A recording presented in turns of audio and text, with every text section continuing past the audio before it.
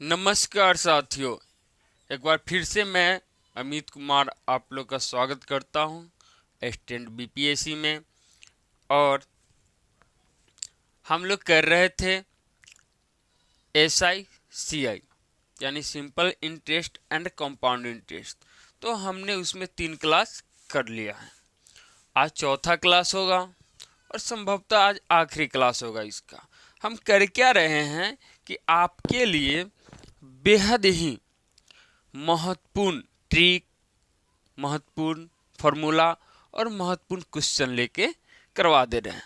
इससे क्या होगा कि आपका जो एग्जाम होता है उसमें इतने ही टाइप से क्वेश्चन आएंगे, इससे अलग नहीं आएंगे। और यहाँ से आपको 2 फायदे हैं। एक तो आपका बेसिक स्ट्रांग हो जाता है और दूसरा यह है कि आपका मॉक टेस्ट भी हो जाता है। क्या कि जो भी हम क्वेश्चन लिखते हैं वो एक फार्मूला पे एक ही बेस्ड होता है और ऑप्शनल क्वेश्चन होता है, यानी मॉक टेस्ट भी हो जाता है।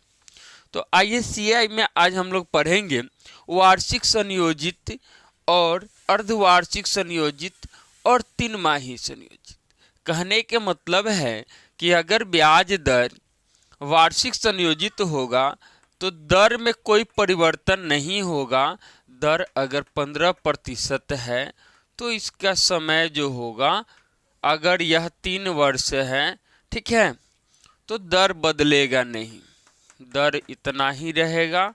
और समय यानी जिसको हम टी कहते थे वही चीज एन में भी रहेगा, एन में भी कोई बदलाव नहीं आएगा।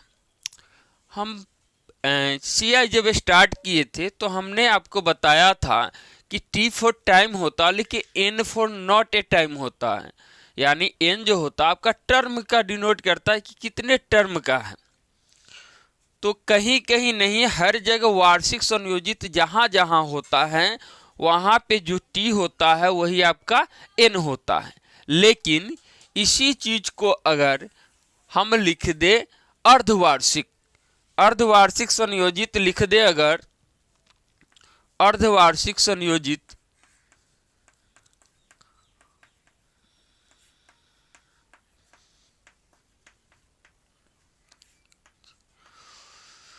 तो इसमें थोड़ा सा बदलाव होता है। अगर यहाँ पे कोई धनराशि का दर जो है अगर 20% चल रहा है और टी यानी कि समय अगर उसका 2 वर्ष है, समय कितना है 2 वर्ष है, तो क्या होगा, तो इसके दर में डिवाइडेड हो जाएगा 2 से।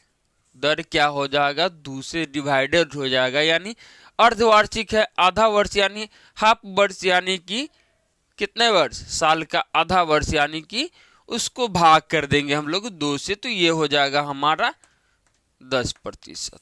अब 1 वर्ष तक ब्याज अगर उसका चलेगा 20%, तो 6 माही करेंगे यानी कि अर्धवार्षिक करेंगे तो 10%।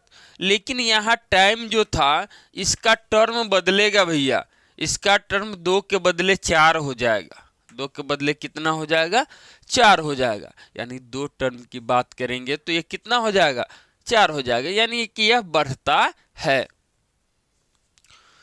तो हम फिर से एक बार रिपीट करते हैं, इसको समझना बहुत ही आवश्यक है। वार्षिकांक संयोजित होता है तो उसमें दर पे कोई प्रभाव नहीं पड़ता है और ना ही समय पे कोई प्रभाव पड़ता है। अगर समय 2 इयर्स है तो कोई फर्क नहीं पड़ता है, एन भी होगा यानी टर्म्स भी होगा आपका 3 इयर्स। अगर अर्धवार्षिक संयोजित है तो दर 20% है, तो अर्धवार्षिक मतलब साल का आधा हो जाएगा। तो साल का आधा करेंगे यानी कि साल भर में 20% चल रहा है तो उसका ब्याज दर जो होगा 6 महीना में 10% ही होगा, आधा हो जाएगा। और यहाँ पे समय जो है अगर 2 वर्ष है तो 2 वर्ष में 6 माही का है या अर्धवार्षिक का है तो कैगो हो जाएगा। तो 1 साल में 2 अर्धवार्षिक होता है तो 2 साल में 4 होगा, यानी कि यह डबल हो जाता है। अब हम लोग देखेंगे तिमाही, यानी कि 3 महीने पे जो दर होता है उसका किस प्रकार से प्रभाव पड़ेगा। अगर 3 माही संयोजित है तो इसमें देखना है कि दर का जो प्रतिशत है, अगर 40% है और समय आपके लिए 2 वर्ष है, तो 3 माही में यानी 3 महीने पे ब्याज दर निकाला जाएगा। तो 3 महीने पे साल में 12 महीने होते हैं, तो 3 × 4 = 4 गुना है ये। तो इसका दर में भी 4 से डिवाइड कर दीजिएगा, यानी कि 10% का ब्याज दर चलेगा 3 महीने के लिए। और इसका समय जो है वह एन में कन्वर्ट हो जाएगा, और एन में कन्वर्ट होगा तो साल में 3 महीना कीजिएगा तो 4 बार आएगा, तो 2 साल में कितने टाइम्स आ जाएगा? तो ये 8 टाइम्स आ जाएगा। टर्म के कितना हो जाएगा आपका? 8 टाइम्स हो जाएगा, 8 बार हो जाएगा। तो आज का इम्पोर्टेंसी इतना ही था। अब हम क्या करेंगे? क्वेश्चन करेंगे, छोटे छोटे क्वेश्चन करेंगे और एग्जाम टाइप्स क्वेश्चन करेंगे। आपका मॉक टेस्ट भी हो जाएगा। अब फिर आप लोग कमेंट भी कीजिए कि सर इसका आंसर इतना होगा। आइए देखते हैं। आइए, क्वेश्चन दिख रहा है कि अगर कोई धनराशि 3 वर्ष में 2 गुनी हो जाती है तो वही धनराशि 9 वर्ष में कितनी गुनी हो जाएगी? तो आइए, आसान है, इसको करेंगे 3 वर्षों में 2 गुनी, तो 9 वर्षों में कितनी गुनी हो जाएगी? क्वेश्चन आपको यही पूछ रहा है आपका क्वेश्चन। तो करना क्या है कि इसमें देखना है दोनों साइड से कि कितना गुना हो रहा है, प्रथम वाले वर्ष का और द्वितीय वाले वर्ष का जो दिया गया है। कहने का मतलब है कि 3 वर्ष में 2 गुनी और 9 वर्ष में कितनी गुनी। तो पहले आपको देखना है इसमें कितना से गुना हो रहा है। तो ये 3 से हो रहा है, 3 तिहाई 9 हो रहा है। तो इधर में वही चीज पावर में आ जाएगा जो चीज यहाँ पे था, यानी फर्स्ट वाले को उठाएंगे और उसके पावर में यहाँ 3 गुना है तो पावर में 3 डाल देंगे। जितना आएगा भैया उतनी गुनी ही आपका आंसर हो जाएगा। तो ये बहुत ही आसान क्वेश्चन है और इसी प्रकार के क्वेश्चन आपसे पूछे जाएंगे। थोड़ा सा इसका जो है पूछने का तरीका हो सकता है अलग हो। तो आइए, आपका सही आंसर जो है, आंसर क्या हो जाएगा? डी हो जाएगा। और एक बात बता दें कि क्वेश्चन जो पूछा जाता है किसी भी एग्जामिनेशन में, तो वहाँ पे सब चैप्टर से क्वेश्चन पूछा जाता है और किस चैप्टर की कितनी भागीदारी है, कितने नंबर का क्वेश्चन पूछा जाता है, उससे हमको कोई लेना देना नहीं। क्यों? क्योंकि हम बेसिक पढ़ रहे हैं, सारा कंसेप्ट पढ़ रहे हैं, प्रत्येक क्वेश्चन का सॉल्यूशन का टाइप्स पढ़ रहे हैं। तो क्या फर्क पड़ता है भैया, 1 क्वेश्चन पूछे, 2 क्वेश्चन पूछे, 5 क्वेश्चन पूछे, जो भी पूछेगा हम आसानी से बना देंगे। तो इतना तो जरूर कहेंगे कि जितने भी कंसेप्ट है जब क्लियर हो जाएगा तो आप कितने भी टाइप का क्वेश्चन हो आप बना देंगे। 2 नंबर का आएगा फिर भी बनाएंगे, 5 का आएगा फिर भी बनाएंगे, अगर 10 का इस चैप्टर से आएगा फिर भी बनाएंगे। लेकिन मिनिमम आप मान के चलिए कि हर एग्जामिनेशन के लिए हर चैप्टर से लगभग 2 से 5 क्वेश्चन आता ही आता है। तो अगर ये चैप्टर पूरा कंसेप्ट के साथ क्लियर हो जाता है तो समझिए आपका भी 5 नंबर क्लियर हो गया। ये क्वेश्चन दिख रहा होगा, जिनको पिछला क्वेश्चन समझ आ गया है उन भाइयों से ये क्वेश्चन भी बन जाएगा, तो बना के कमेंट कीजिए। और जिनको लगता है कि नहीं सर बता दिया जाए तो आइए बताते हैं। क्वेश्चन कह रहा है अगर कोई धनराशि 6 वर्षों में 3 गुनी हो जाती है तो वह राशि कितने वर्षों में 9 गुनी हो जाएगी। तो बिल्कुल ही सेम टू सेम क्वेश्चन है, थोड़ा सा चेंज हुआ है। तो अब हम बात करते हैं कि 6 वर्षों में ये धनराशि 3 गुनी हो जाती है, तो कितने वर्षों में, वाट का चिन्ह है, कितने वर्षों में यह राशि 9 गुनी हो जाएगी। तो पिछला क्वेश्चन में हम लोग देखे थे कि एक साइड में क्या था, गुनी निकाल रहे थे, तो इस साइड में जितना से गुना हो रहा था उतना इधर पावर में जा रहा था, तो ये आ रहा था। तो इसके पावर में यानी कि 3 के पावर में कितना डाले कि इतना मिल जाए, तो भैया आप कहेंगे कि सर 2 डाल दिया जाए। तो 2 डालेंगे पावर में 3 के, तो 3 3 9 हो जाएगा। और यह जितना पावर में था उतना से पिछला क्वेश्चन में देखे होंगे तो गुना कर रहे थे इसमें, तो हम भी गुना कर देंगे। तो 6 दूना कितना हुआ 12, यानी कि 12 वर्षों में वही धनराशि 12 वर्षों में वही धनराशि 9 गुनी हो जाएगी। तो बहुत ही आसान है, बहुत ही इजी ट्रिक है।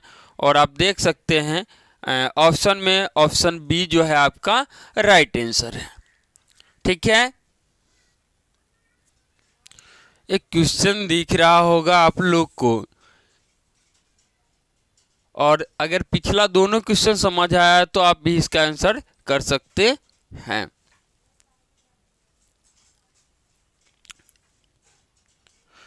तो कह रहा है यदि कोई धनराशि 8 वर्षों में 4 गुनी हो जाती है तो कितने वर्षों में 8 गुनी हो जाएगी। तो भैया सेम टू सेम प्रोसेस है, लेकिन थोड़ा सा चेंज है। कहा कि हमने पहले ही कहा है कि जो भी क्वेश्चन होगा अलग अलग वैरायटी का क्वेश्चन होगा, सेम टू सेम क्वेश्चन नहीं होगा। तो थोड़ा ना थोड़ा तो चेंज होगा ही। चलिए देखते हैं क्या इसको किया जा सकता है। तो कह रहा है 8 वर्षों में 4 गुनी हो जाती है, तो कितने वर्षों में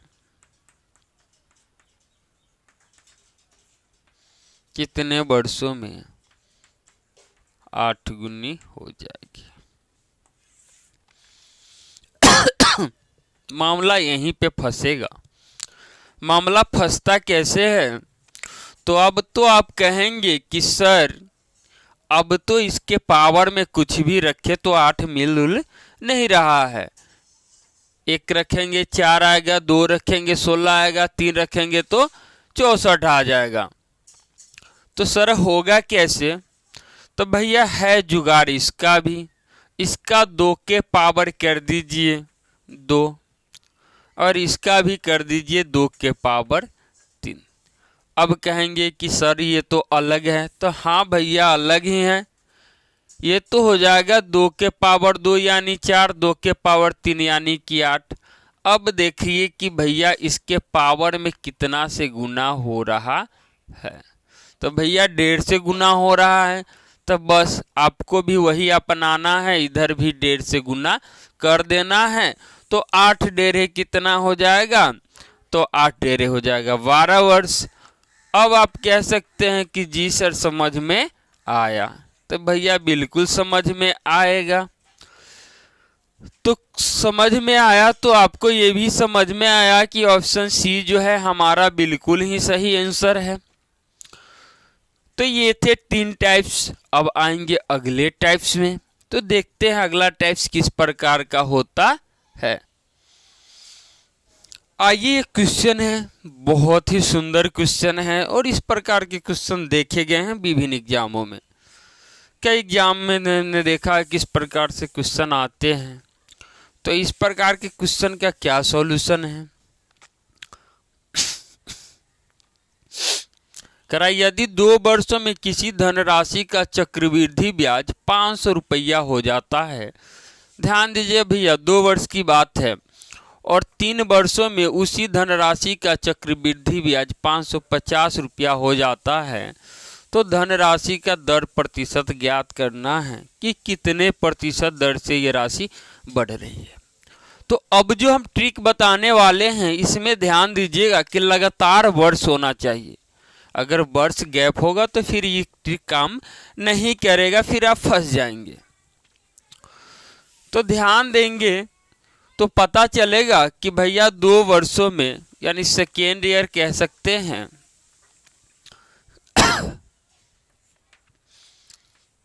ये राशि 500 हो गया, और थर्ड ईयर भी कह सकते हैं यानी तीसरे वर्ष में यही राशि हो जाता है 550 रुपया। आपको निकालना है प्रतिशत दर, यानी कि आर ज्ञात करना है। अब आर ज्ञात होगा कैसे, तो फिर से रिपीट करते हैं कि भैया देखना आपको यही है मेन चीज कि ये जो राशि बढ़ रही है चक्रवृद्धि ब्याज की दर से, वह क्या एक के बाद एक के बाद एक यानी लगातार है। तो आप कहेंगे हाँ सर ये तो लगातार है। तो भैया जब लगातार होगा तो देखना इसमें कितना राशि बढ़ा है, तो इतना हुआ है। तो आप कहेंगे कि सर 50 रुपया ही तो बढ़ा है, तो हम भी लिख दिए 50 रुपया। और कितना पे बढ़ा है, तो आप ही कहेंगे कि सर 500 पे बढ़ा है, तो हमने यह आप ही का बात मान के 500 भी लिख दिया। अब प्रतिशत में चाहिए तो आप तो बहुत विद्वान हैं, आपको पहले से पता है कि सर 100 से गुना करना दीजिए कितना बोलते हैं। तो चलिए भैया आप ही का बात लिए, हमने भी 100 से कर दिए, इसको 5 से कर दिए, 10% आ गया। 8% आपका कितना आया, 10%। तो आप कहेंगे सर मारिए ना फटाक से, ऑप्शन ए ही तो है सही आंसर। तो चलिए ऑप्शन ए हो गया आपका सही आंसर। तो इसी प्रकार के क्वेश्चन रहेंगे, तो थोड़ा सा ध्यान दीजिएगा, कलम कॉपी लेके बैठा कीजिएगा मेरे सेशन में, क्योंकि मैथ बिना कलम कॉपी के आपका होने वाला नहीं है। तो क्वेश्चन आपके पास है और बनाना आपको ही है। तो अगर आप बना लेते हैं तो बनाइए भैया, और कमेंट भी कीजिए क्या आंसर होगा। अब तो कहेंगे कि सर फिर गड़बड़ है। हाँ गड़बड़ तो है। क्या गड़बड़ है, तो पिछला क्वेश्चन में दिया हुआ था चक्रवृद्धि ब्याज की दर से, अब यहाँ कह दिया मिश्रण। तो मिश्रधन कह दिया तो कौन सा पहाड़ तोड़ दिया, ये भी तो सेम चीजवा है। आइए करते हैं, ये भूल भुलैया का कहानी है। कह रहा है यदि किसी धन राशि का 2 वर्ष का मिश्रधन 1200 है और 3 वर्षों का मिश्रधन 1400 है, तो दर प्रतिशत ज्ञात करना है। तो भैया हमको तो देखना है लगातार होना चाहिए। तो यहाँ भी वही कहानी आवा है, 2 वर्षों का 1200 है और 3 वर्षों का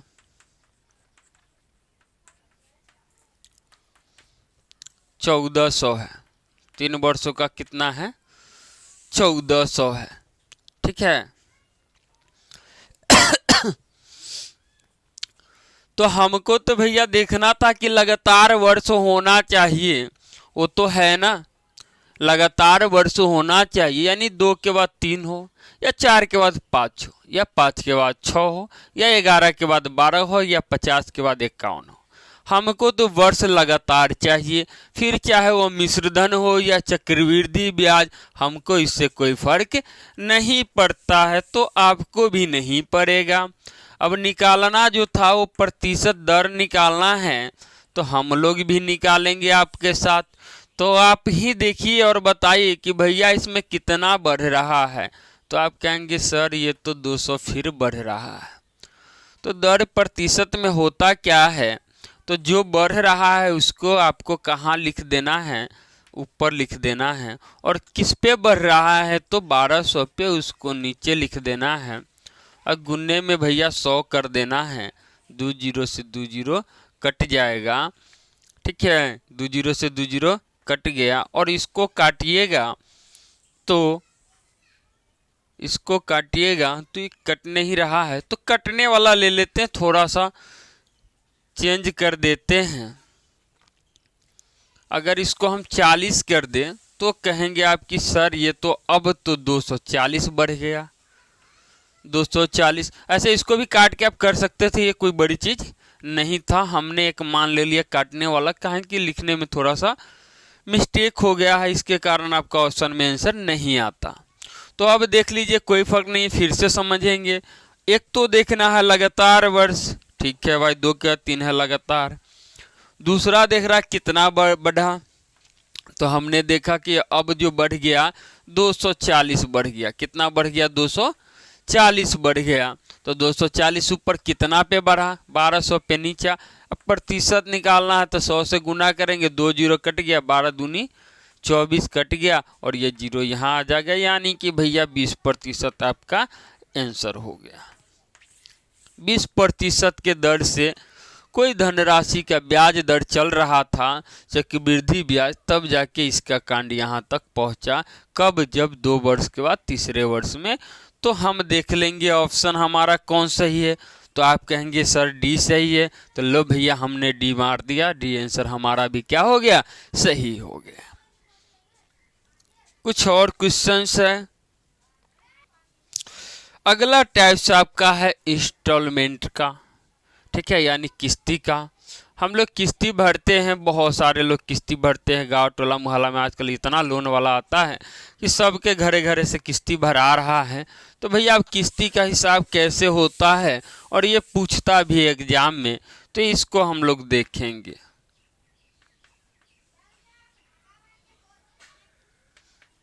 इंस्टॉलमेंट की बात करेंगे हम लोग, यानी किस्त का। तो यहाँ मूलधन हमको ज्ञात करना होता है P, तो इसमें तो भैया सेम है, इंस्टॉलमेंट कर देना है और 1 + R/100 के पावर 1, फिर इंस्टॉलमेंट कर देना है और फिर 1 + R/100 के पावर में 2, कितना होगा 2, प्लस फिर से भैया आपको इंस्टॉलमेंट की राशि डाल देनी है और 1 + R/100 के पावर में 3, और ये प्रोसेस लगातार आपका चलते रहेगा, चलते रहेगा। कैसे चलेगा? तो भैया जो भी लोग लोन लेते हैं तो कम से कम 6 महीना, साल भर, 1.5 साल, 2 साल, 3 साल, तो जितने वर्ष तक लेते हैं उतने वर्ष तक लगातार चलेंगे। वार्षिकांक में ये 1 वर्ष का, 2 वर्ष का, 3 वर्ष का, इस तरह से आपका चलता रहेगा। ठीक है। अब तो कहिएगा कि सर ये तो ठीक है, लेकिन क्वेश्चन आएगा तभी ना समझ आएगा। तो आइए क्वेश्चन लेके देखते हैं। आइए इस टाइप का क्वेश्चन हम लेके आ गए हैं आपके लिए। तो क्वेश्चन कह रहा है कि यदि कोई व्यक्ति 1210 रुपया किस्त जमा करता है और यह राशि 2 किस्त में भरता है, 2 किस्त में भरता है, तो 10% की वार्षिक दर से इस किस्ती का मूलधन क्या होगा? यानी कि भैया दर के हिसाब से ही उसने बांध दिया है इनका किस्ती। और कह दे तो बैंक जो होता है, चाहे गांव में जो लोन वाला लोग आते हैं, तो लोग का किस्ती वार्षिक चलता है, गांव में चलता है मंथली, तो ये वार्षिक वाला है। तो हमने बताया था कि P निकालने का तरीका क्या है। तो इंस्टॉलमेंट जो आता है उसको डालिए और 1 + R/100 कर दीजिए, पावर में 1 डाल दीजिए, ठीक है। प्लस में इंस्टॉलमेंट कर दीजिए, 1 + R/100 कर दीजिए, पावर में 2 डाल दीजिए। एक प्रक्रिया निरंतर जारी रहेगी। तो ये इंस्टॉलमेंट जो है इसका कितना का किस्ती भर रहा है? तो ये बाबू भर रहा है 1210 का। तो 1 + R मतलब 10% पे भर रहा है, तो 10 बटे कितना होगा? 100 के पावर 1। ये भी हो जाएगा 12 10 बट्टे 1 + 10 के बट्टा में सेकेंड। 2 किस्त में भरता है तो 2 ही हम लेंगे टर्म, आगे लेने की आवश्यकता हमको नहीं है। इतने पे हम स्टॉप कर देंगे। अब हम बात करते हैं कि इसका सॉल्यूशन करेंगे तो कितना होगा। तो देखिए ध्यान से, ये तो 1210 ही होगा और ये कट जाएगा, तो ये हो जाएगा 10 से कम 10 है कि 11 बट्टे 10, प्लस इसको करते हैं हम लोग, इसको करते हैं तो ये भी कट जाएगा, ये भी होगा 12 10 बट्टे 10 से कम 10 है कि 11 बट्टे 10, 11 बट्टे 10। इसका स्क्वायर है तो इसका स्क्वायर हमको करना पड़ेगा। अब इधर हम इसको ले आते हैं तो ये हो जाएगा 12 10 गुने 10 बट्टे 11। ये भैया पलटेगा, इतना तो आप लोग जानते हुए कंपटीशन के क्लास कर रहे हैं। और ये हो जाएगा 12 10 गुने, अब देखिए 10 का स्क्वायर करेंगे तो 100 होगा, 100 ऊपर चला जाएगा और 11 का स्क्वायर करेगा तो 121 होगा और ये नीचे आ जाएगा। इसको काटिएगा तो 11 ये 0 आ जाएगा। 11 से 11 में गुना करेंगे 121। इसको काटिएगा तो 10 बार में कटेगा तो ये 11 दहाई के 1100 हो गया, प्लस का 100 दहाई के 1000 हो गया। यानी कि मूलधन जो रहा होगा वो कितना रहा होगा, तो 2100 रुपया रहा होगा। और यही आपका आंसर हो जाता है। और ये आंसर आपको दिख रहा होगा ऑप्शन में, तो मारिए फटाक से टिक। तो ऑप्शन क्या है, तो ऑप्शन बी है आपका सही आंसर। अब हम लोग बात करेंगे एसआई और सीआई दोनों कंबाइंड पूछ दिया जाता है एग्जाम में, तो किस प्रकार से उसको हल करेंगे। अब हम लोग ऐसे ही क्वेश्चन करेंगे कि जिसमें एसआई भी दिया हो और सीआई भी दिया हो और उसमें कुछ मिसिंग रहेगा, पी मिसिंग रहे, ए मिसिंग है, आर मिसिंग रहे, जो मिसिंग रहेगा उसका सॉल्यूशन हम लोग निकालेंगे। एक क्वेश्चन देते हैं, देखते हैं कैसे बनेगा। आइए अब हम लोग पढ़ेंगे एसआई और सीआई का डिफरेंस, इंटरेस्ट का डिफरेंस कितना होगा उसको। क्वेश्चन कह रहा है कि यदि मूलधन 5000 10 20% और समय 2 वर्ष है तो साधारण ब्याज और चक्रवृद्धि ब्याज का अंतर ज्ञात करना है। तो आप कह सकते हैं कि सर 2 वर्ष का अंतर ज्ञात करना है, तो 2 वर्षों का अंतर किसका, शॉर्ट में लिखते हैं एएसआई एंड सीआई का। तो इसका एक फॉर्मूला होता है, वो कहता है पी आर स्क्वायर बाई 100 का स्क्वायर। फार्मूला कहिए तब या ट्रिक कहिए तब, लेकिन ये 2 वर्ष में ही लागू होगा। ठीक है, 2 वर्ष में ही लागू होगा। जैसे ही वर्ष चेंज होगा, 3 वर्ष होगा तो कुछ और लागू होगा, 4 वर्ष होगा कुछ और लागू होगा। यहाँ पे भैया क्वेश्चन फंसाता है, तो यहाँ पे आप क्वेश्चन का टाइप्स ध्यान में रख के ही क्वेश्चन का सॉल्यूशन कीजिएगा। तो ये 2 वर्ष के लिए अगर कहता है 2 वर्षों के लिए, तो आप इसका इस्तेमाल कर सकते हैं। अब बात करते हैं कि इसको अगर निकालते हैं तो डिफरेंट कैसे पता चलेगा। तो P यानी कि हमारे पास है 5000 गुने R यानी कि 20% यानी कि 20 का स्क्वायर बाई 100 का स्क्वायर बाई 100 का स्क्वायर। तो आप देखेंगे कि भैया हमने इसका कैलकुलेशन किया तो पाया कि ये तो 5000 ही हैं और 20 का स्क्वायर 400 बट्टे ये हो जाएगा 4 गो शून्ना, तो 2 शून्ना से 2 शून्ना, 2 शून्ना से 2 शून्ना, यानी 5 का 20 हो गया और ये एक 0। यानी कि ऑप्शन ए हमारा सही आंसर है। ऑप्शन ए क्या है हमारा सही आंसर है। 200 रुपया उसका डिफरेंस होगा, किसका, साधारण ब्याज और चक्रवृद्धि ब्याज में 200 के इंटरेस्ट का डिफरेंस होगा, यानी अंतर होगा।